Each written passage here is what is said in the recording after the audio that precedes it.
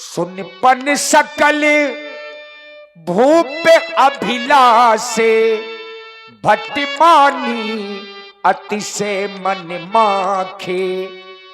परिकर बांधी उठे अकुलाई चले इष्ट देवन सिरनाई। अपने अपने इष्ट देव को शीश झुका करके सभी राजा लोग धनुष के पास में चल पड़े, धनुष पर बल लगाने लगे। तमकता कितकी शिव धनु धरही उठही न कोटि भांति बल करही। धनुष पर बल लगाने का प्रयास किया, लेकिन मित्रों डगई न शंभु सरासन कैसे। कामी बचन सती मन जैसे। जिस प्रकार से कामी पुरुषों के वचनों से सती का मन नहीं डिगा करता, आज वही स्थिति राजाओं और धनुष के बीच में हो गई। और यहां 50-100 राजा नहीं आए हैं, पूरे 10,000 राजा आए। भूप सहस 10 एक ही बारा लगे उठावन करही नटारा। 10,000 राजाओं ने धनुष पर बल लगाने का प्रयास किया, धनुष को उठाने का प्रयास किया। अरे उठाना तो दूर की बात, करही नटारा, कोई भी राजा धनुष को हिला तक नहीं पाया। अब राजा जनक जी ने देखा कि ये राजा श्रीहत हो गए, हार गए, और अपने अपने आसनों पर फिर से बैठ गए। महाराज जनक के मन में क्रोध आ गया। श्रीहत भये हार ही राजा बैठे निज निज जाई समाजा। अब महाराज जनक के मन में क्रोध आया और विचार करने लगे कि ये तो वही राजा हैं जो कुछ समय के पहले मूछे को ताव दे रहे थे, ताल ठोक रहे थे और कह रहे थे सीता को हम ब्याह कर ले जाएंगे। पर बाहरे दुर्भाग्य, अब वही राजा लोग हार गए, गर्दनें झुका करके बैठ गए। महाराज जनक के मन में क्रोध आया और क्रोधमयी वचनों का प्रयोग इन राजाओं के लिए करने लगे। अब यहां से आप लोग श्री जनक जी का सुंदर विलाप श्रवण करें। नृपन बिलो की जनक के अकुलाने बोले बचनो रोस जनु साने।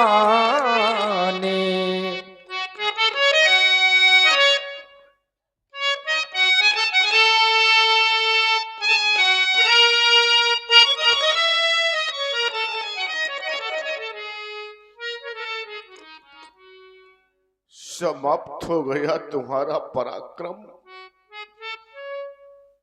समाप्त हो गया तुम्हारा साहस। अरे देश देशांतर से आए हुए नेपालों, कहां चली गई तुम्हारी वो वीरता, कहां चली गई तुम्हारी वो रणधीरता, और कहां चला गया तुम्हारा वो बल। सभी महिपाल श्रीयत हो गए। अगर आप लोग श्रीयत हो गए थे तो मेरी मिथिला का परित्याग कर देते, छोड़ देते मेरी मिथिला को और चले जाते यहां से। लेकिन नहीं, आप लोगों ने ऐसा नहीं किया। देख लो मिथिला वासियों, देख लो इन महिपालों की ओर। इन महिपालों ने सिर्फ एक कार्य किया, और वो भी कौन सा, देखे ना कि ये बैठे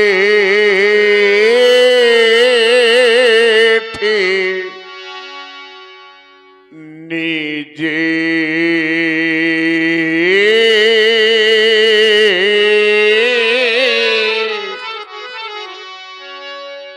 और ये निज जाए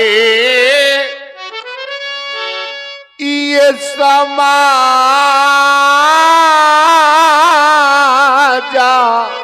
कब जब ये सीरी हाथ भाई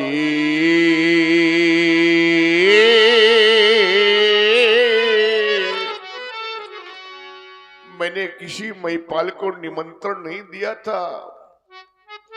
आप लोग कहेंगे महाराज तो क्या हम बिना बुलाए आए? मैंने 7 महाद्वीपों में दिनोरा पिटवाया, मुनादियां करवाई, जिनको सुन करके आप यहां पर आए हैं। तो है कोई ऐसा महिपाल, है कोई ऐसा भोपाल, अरे कोई कर दे मेरी प्रतिज्ञा की पूर्ति और ये प्राप्त कर ले सीता मूर्ति। याद रख लेना, अगर किसी ने मेरे पण की पूर्ति कर दी तो उसे 1 नहीं 2 नहीं 3 लाभ प्रदान करूंगा। सुन ले पहले मेरे लाभ। अगर आपको मेरे लाभ अच्छे लगे तो आकर के मेरे पण की पूर्ति कर देना। मेरे मेहमानों, सबसे पहला लाभ आप लोगों के समक्ष मेरी बेटी सीता देख लें आप सभी। आर्य कुंवारी मनोहरी, ये कुंवारी मनोहरी विजय पड़ी। ये दूसरा लाभ। आरु कीरति आती कामिनी,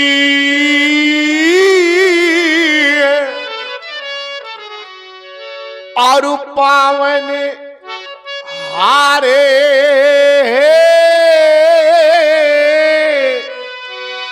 ये विराजे जनो।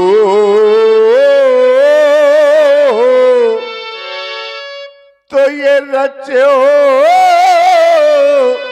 न धनु दाम दी।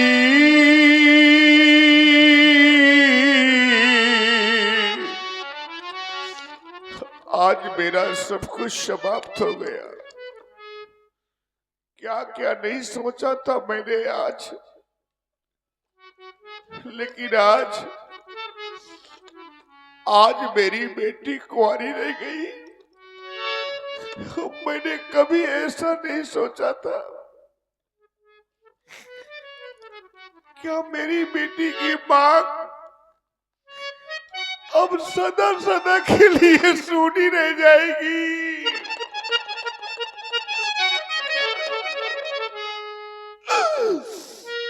क्या ये अभागा पिता अपनी बेटी का कन्यादान न कर पाएगा? क्या मैं अपनी रातों से बेटी को डोली में बिठा के विदा न कर पाऊंगा?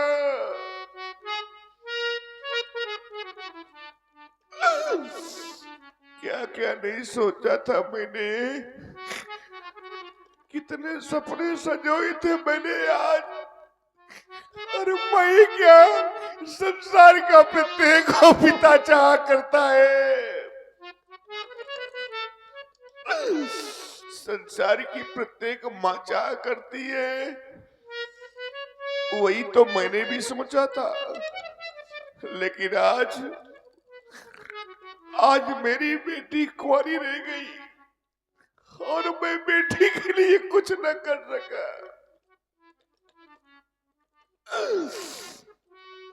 देख लो मेरे मित्रों, हम कहें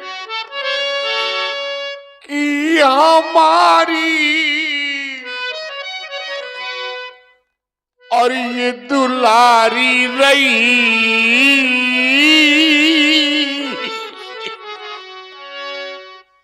संसार में ऐसा कौन पिता होगा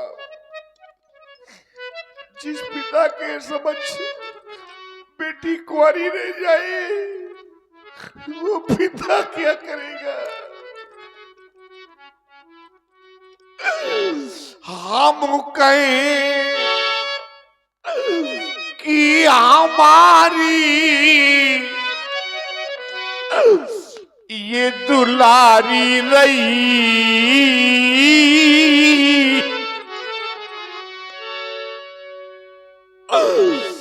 और सीता बेटी मेरी आज कुंवारी।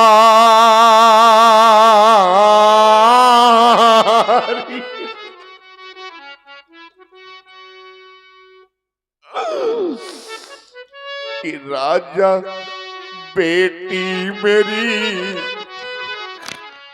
आज कुंवारी।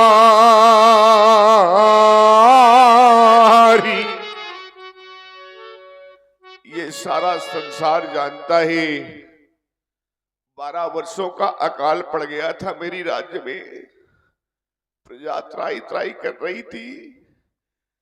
देवर्षि नारद के कथनानुसार मैंने हल कर्षण किया था और कठोर भूप से इस धरा से इस कन्या को प्राप्त किया था। ये सभी जानते हैं मेरे बंधुओं। बड़े अरमान से मैंने पाली सिया, पर देख कर आज फट ता हमारा हिया। हाय मती मेरी ये कैसी मारी गई, आज मती मेरी ये कैसी मारी गई। और सीता बेटी मेरी आज कुंवारी रही। राजा बेटी मेरी आज कुंवारी रही। देख रहा हूं इस समाज में बहुत से ऐसे पिता इस समाज में बैठे हैं जिनके घरों में बेटियां हैं। बहुत सी माताएं बैठी हैं जिनके घरों में बेटियां हैं। मेरे बंधुओं, बेटियां तो सभी के घरों में होती हैं, लेकिन आज इस समाज में ऐसे कुछ पिता बैठे हैं, ऐसी कुछ माताएं बैठी हैं कि जिनके घर में बेटियां हैं। बेटियां तो हैं, लेकिन आज वही बेटियां सयानी हो गई है। आज वही बेटियां विवाह योग्य हो गई है। पूछो उस बूढ़े पिता से जिसके घर में बेटी सयानी हो जाए, बेटी विवाह योग्य हो जाए।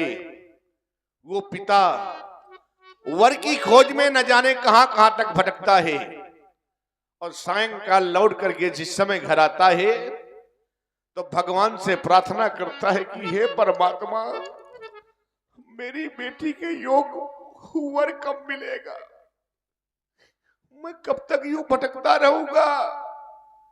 पूछो उस बेचारी मां से जिसके घर में बेटी सयानी हो जाती है, बेटी विवाह योग्य हो जाती है। उस मां को रात में निद्रा तक नहीं आती कि मेरी बेटी सयानी हो गई है, क्या जाने वो लोग, कौन लोग, ऐसे लोग नहीं जाना करते मेरे बंधुओं। कैसे लोग कि जीने ने ये कन्या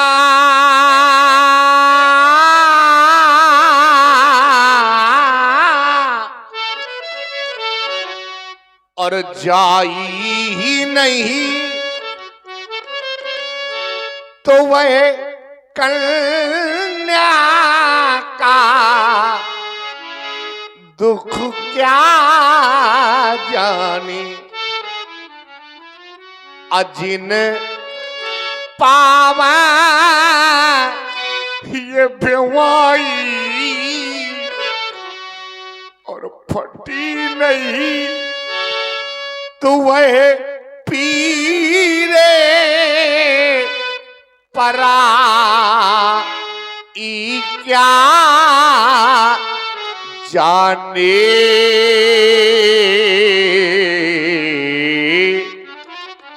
क्या जाने वो लोग जिनके घर में बेटी ही नहीं है, जिन्हें भगवान ने बेटी ही नहीं दी है।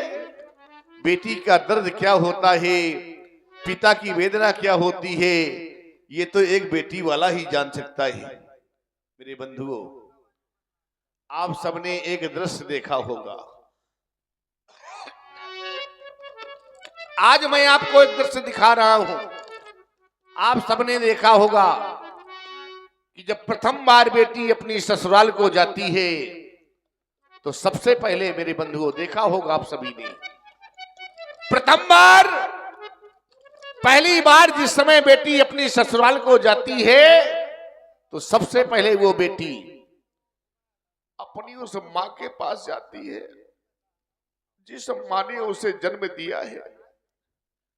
अपनी जन्मदात्री मां के पास धीरे धीरे कदमों से चलती हुई और जिस समय मां के समीप पहुंचती है वो दौड़ करके मां के सीने से लिपट जाती है और फूट फूट करके रोने लगती है। मां, मां मैं आज जा रही हूं। वो बेचारी मां सबसे पहले अपनी बेटी का मुख चूमती है, बेटी के सर पर स्नेह भरा हाथ फिराती है और फिर स्वयं बेटी को लिपटा करके वो मां स्वयं फूट फूट करके रोने लगती है और कहती है, बेटी एक दिन दुल्हन बनकर के मैं भी इस घर में आई थी। वो बेटी से कहती है, मां बेटी, बेटी, वो मां कहती है, जिस समय बेटी को लिपटा करके वह मां फूट फूट करके रोती है मेरे बंधुओं, तो मां कहती है, मैं ये नहीं जानती थी कि मैं अपनी बेटी को दुल्हन बना करके भेजना पड़ेगा।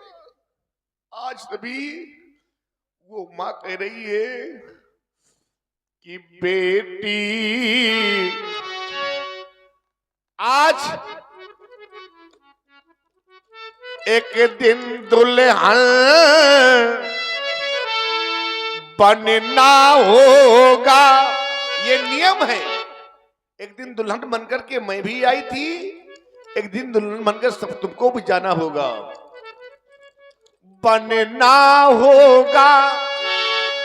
अब बेटी की प्रथम ये विदाई पर एक दिन सबको रोना होगा। लेकिन मेरे बंधुओं, जिनके नए नो में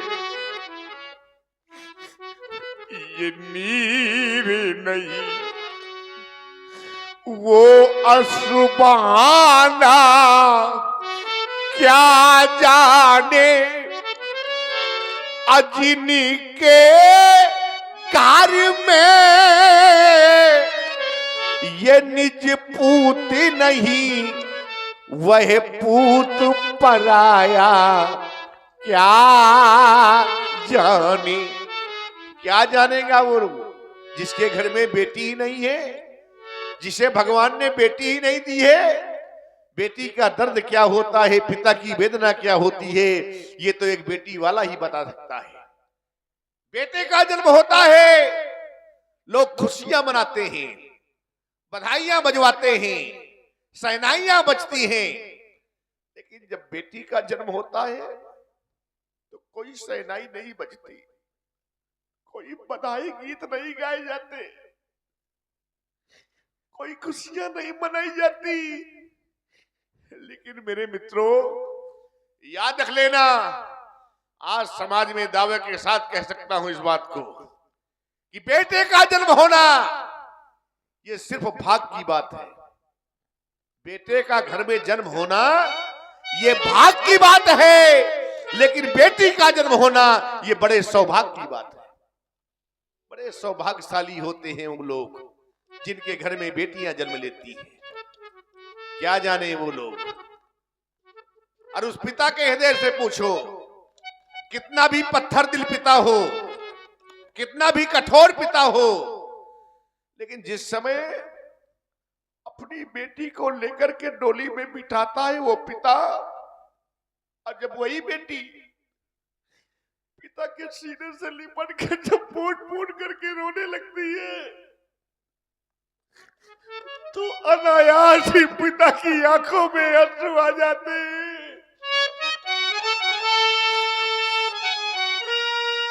और वो कठोर से कठोर पिता भी रोने पर विवश हो जाता है। चाहे जब देख लेना कितना भी कठोर पिता हो, कितना भी पत्थर दिल पिता हो, लेकिन जिस समय बेटी पिता से लिपट करके रोने लगती है तो अनायास पिता की आंखों में आंसू आ जाते हैं।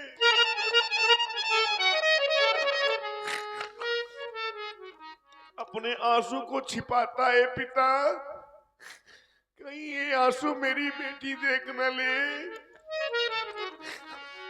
बेटी को डोली में बिठाता है, सर पे स्नेह भरा हाथ फिराता है।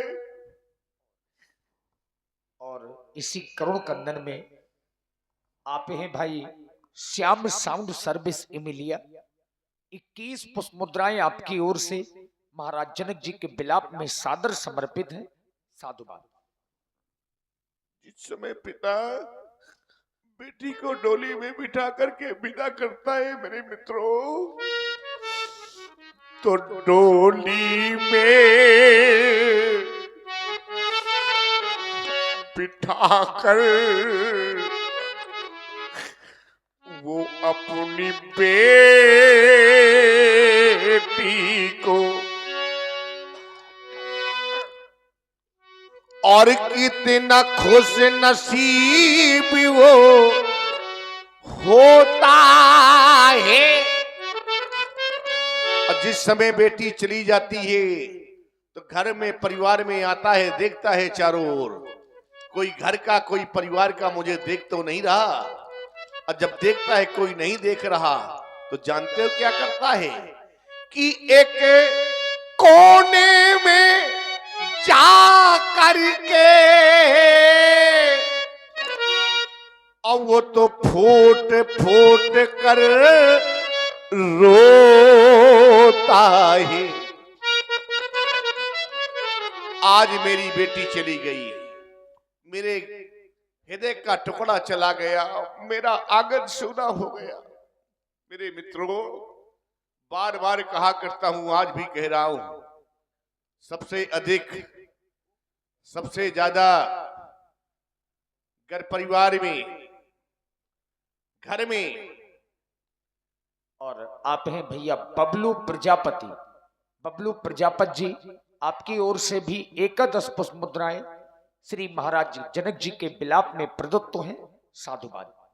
घर में परिवार में कि सबसे ज्यादा पिता की कोई देखभाल करने वाला है, पिता का सम्मान करने वाला है, तो वो है उसकी बेटी। बेटी सबसे अधिक अपने पिता से प्यार करती है।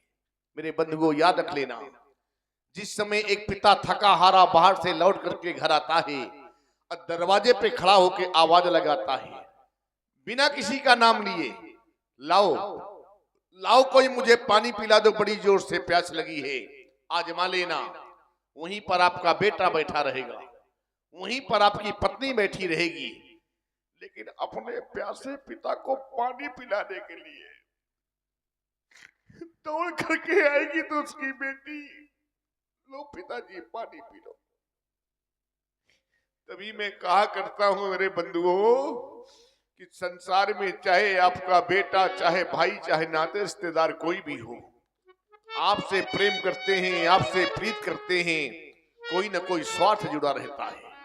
लेकिन आज समाज में दावे के साथ कह सकता हूं कि बेटी का एक ऐसा पवित्र रिश्ता होता है जो निस्वार्थ होता है, बेटी का कोई स्वार्थ नहीं होता। जैसे कि बेटा भाई इस जगत में,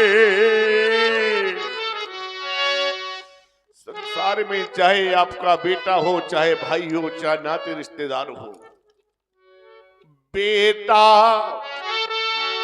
भाई इस जगत में, और ये सब स्वार्थ के और ये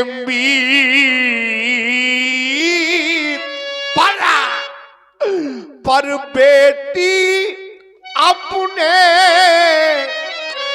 निज पिता से करती साची प्रीत।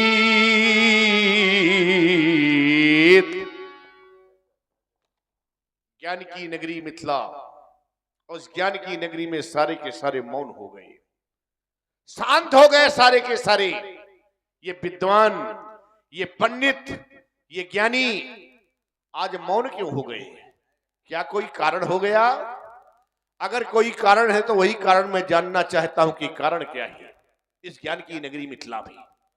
ये है मौन सभी क्यों पंडित ज्ञानी, सारे के सारे मौन हो गए। इस ज्ञानपुरी का ज्ञान कहां चला गया? इस ज्ञानी पुरी का ज्ञान कहां है? याद आया, क्या याद आया? कि वो मां गिरजा का वरदान कहां है? क्या मां गिरजा की वाणी मिथ्या हो गई? क्या मां गिरजा की वाणी झूठी हो गई? मां गिरजा ने कहा था, सुन सी सत्य आशीष हमारी, पूजे ही मन कामना तुम्हारी। तो क्या मां गिरजा की वाणी मिथ्या हो गई? नहीं, नहीं तो फिर हो क्या गया? इन पीरों का स्वाभिमान तबास, इन राजाओं का सम्मान कहना नहीं चाहता था, विवश कर दिया कहने के लिए, बाध्य कर दिया कहने के लिए। और जब बाध्य कर दिया, विवश कर दिया, बाध्य कर दिया, विवश कर दिया, तो आज मुझको भी कह देना पड़ा, क्योंकि मैंने जाना है, समझा है कि ये अब जैनी को आइए माँ खाए भट मारी। क्यों ये पीरे पीरे और ये मैं बात, कोई भी ऐसा पीर नहीं जो मेरे पण की पूर्ति कर दे। एक कार्य शेष बचा है और वही कार्य करें। कौन सा कार्य? कि अब ताजाऊ आस है, आशा को छोड़ दो। और करना क्या है? कि निज निज गृह जाहु। क्यों?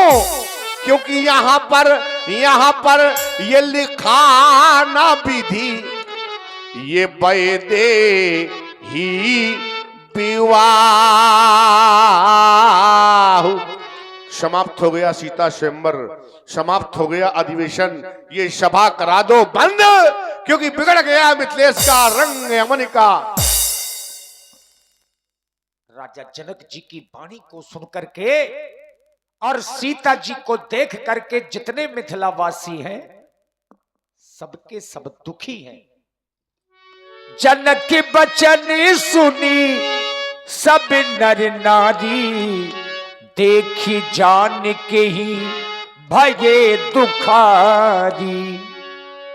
जहां क्रोध होता है वहां व्यक्ति का विवेक शून्य हो जाता है, और यही कारण है कि क्रोध में होने के कारण महाराज जनक जी ने कुछ अनुचित शब्दों का प्रयोग किया।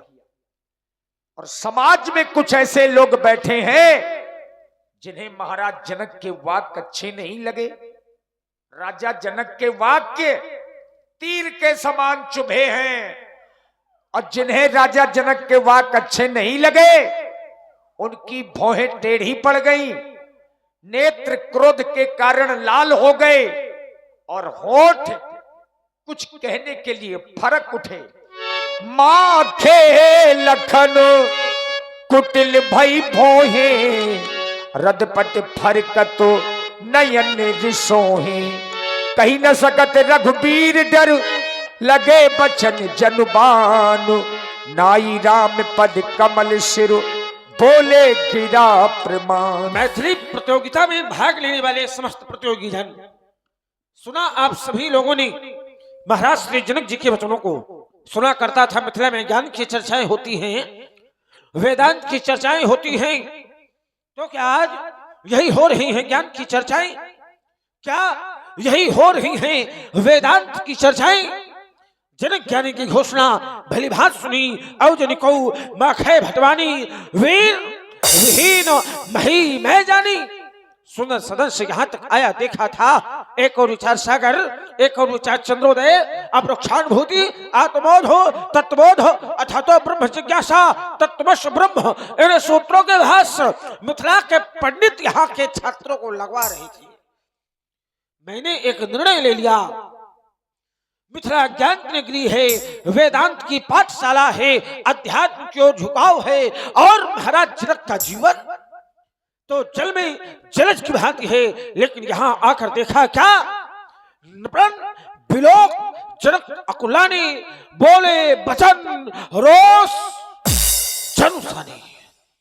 अरे सुनाया जाए उन्हें, सुने समाज में वो जो अपनी और राजपूती बेच कर बैठे हो, जो अपना छत्रित्व बेच कर बैठे हो।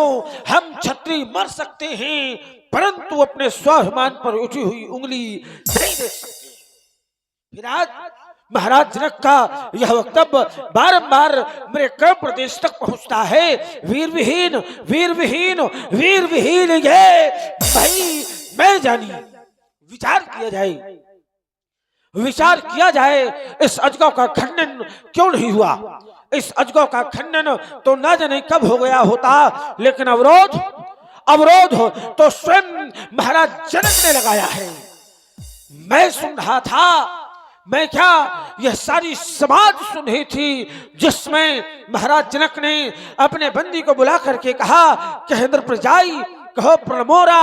क्या उस समय स्वयं महाराज जनक इस बात को नहीं सुन रहे थे कि मेरा बंदी इस समाज में किस प्रकार की घोषणा कर रहा है? महाराज जनक के बंदी की घोषणा मैंने सुनी।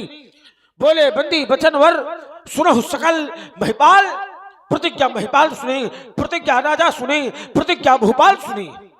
महाराज जनक के बंदी के द्वारा प्रतिज्ञा यहाँ पर व्यक्तिगत राजाओं को सुनवाई गई, प्रतिज्ञा यहाँ पर व्यक्तिगत महिपालों को सुनवाई गई, प्रतिज्ञा यहाँ पर व्यक्तिगत भूपालों को सुनवाई गई। महाराज जनक के बंदी ने ये नहीं कहा कि प्रतिज्ञा यहाँ ये वीर सुने, प्रतिज्ञा यहाँ ये रणधीर सुने। अगर वीरों को प्रतिज्ञा सुनवाई गई होती महाराज जनक, और आपके प्रण की पूर्ति न हुई होती, तो आप इन वीरों का अपमान कर सकते थे। लेकिन वीरों को प्रतिज्ञा सुनवाई नहीं गई तो आपका अपमान वीरों को प्रतिज्ञा नहीं सुनवाई गई तो उनका अपमान क्यों किया जाता है? अरे क्यों किया जाता है इनका तिरस्कार? हमने जाना है माँ गिरजा ने सीता जी को वरदान दिया था, सुन से सत्य आशीष हमारी, पूजे मन कामना तुम्हारी, मन जाई राचो विलय सोबर सहज सुंदर सावरो। ज्ञान की नगरी है मिथिला, ज्ञानी रहते हैं मिथिला में। कहां चला गया मिथिला का ज्ञान? क्या कभी वरदान झूठे होते हैं? क्या कभी आशीर्वाद असत्य होते हैं? उत्तर मिला नहीं, क्योंकि सिद्धांत कहता है अभिशाप बदलते हैं, अभिशाप बदलते हैं लेकिन वरदान नहीं बदला करते। अभिशाप बदलते हैं लेकिन वरदान नहीं बदला करते। क्रियाएं बदलती हैं, क्रियाएं बदलती हैं लेकिन कर्तव्य नहीं बदला करते। उपमेय बदलते हैं लेकिन उपमान नहीं बदला करते। अरे ये भक्त या तुम जैसे भक्त बदलते हैं लेकिन ये भगवान नहीं बदला करते। बोलो बोलो मिथिला नरेश, बोलो बोलो मिथिला नरेश। इस समय तुम्हारा ध्यान कहां? अरे योगियों की पदवी पा करके पहुंचाया, अपना ध्यान कहां? यह कथन आपका तो ही है। श्री राम को ब्रह्म समझते थे, अरे अपनी चकोर रूपी आंखें श्री राम की ओर फेंकते थे। सीता सी वीर बालिका ने शिव धनुष उठाया हाथों से तो निश्चय ही भेद रचा होगा। ब्रह्मा जी ने निज हाथों से ये अतिथि देवता कहलाते, ये अतिथि देवता कहलाते और आप योगियों के नेता। अरे अपने द्वारे तुत्कारा, ये तुम्हें नहीं शोभा देता। मिथिलेश्वर इस धनुष यज्ञ में ऐसे भी कुछ जन है, ऐसे नहीं,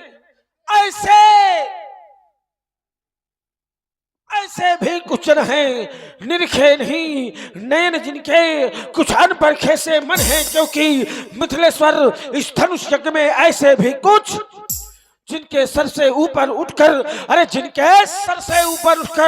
जान सका वो हिमगिरी, और सुन भी जिनके गर्जन से रहता है स्थिर, जिनके भूविलास से काटे जग के आंदोलन हैं। राज्यसभा में वीर बाकुरे ऐसे भी कुछ जन हैं जिनके सरह बने हुए और धनुष गंभीर घोष से खिंच करके है देने हुए, जिनके दांत दूध के लेकिन ये सीखी है। छोटे हैं पर बड़ों ने उनसे बल की भी सीखी है। मेरा स्वभाव तो ऐसा है, तभी मुझे गमा रहा है। हे कृपा गुरु के चरणों की, हे कृपा गुरु के चरणों की, बल और प्रताप तुम्हारा है। अभिमान त्याग कर कहता हूँ, आदेश आपका पाऊं मैं तो ये सड़ा धनुष किस गिनती में, ये सारा ब्रह्मांड उठाऊं मैं कच्चे घड़े समान से, तब भर में फोड़ फाड़ डालूं बरसाती मूली की तरह, चुटकी में तार डालूं, जल को थल कर दूं, ले उतार सितारों को सुरमे की तरह पीस डालूं, ये पृथ्वी और पहाड़ों को तोड़ो छत्र दंड जीवी, तो प्रताप बलनाथ चौड़ करो प्रपत समाज, पुण्य धरो बल भात, पुण्य धरो भात, पुण्य धरो।